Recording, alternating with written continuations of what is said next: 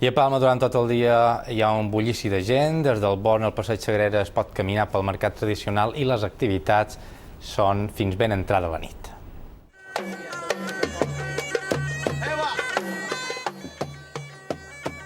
No sabem si en el passat hi havia ballarines de balls orientals, però avui es podien trobar dansant pel mercat tradicional i de les cultures. Els mestres artesans mostraven les seves arts amb el pa o la pedra, alguns amb successió garantida. Molta gent ha aprofitat per sortir a aquesta hora baixa i donar una volta amb la família o els amics. Entre menjar, artesania, música i actuacions, n'hi ha per tots els gustos. Amb la pluja ben lluny, s'ha garantit una assistència massiva que mirava les paradetes i s'aturava a veure actuacions musicals o artístiques. Els més petits també han trobat un espai on divertir-se.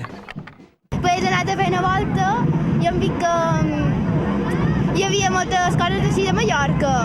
Després hem vist que hi havia coses del Sàhara i estaven totes a la mateixa banda. Todo lleno de puestos, hemos comprado cositas, muy bonito, está muy bien todo, me ha encantado. Nosaltres és complicat, hi ha massa gent i és complicat moure'ns sense carrito.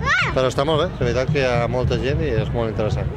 Ja de tard encara trobem paradetes plenes, flaire de menjar i un ambient animat.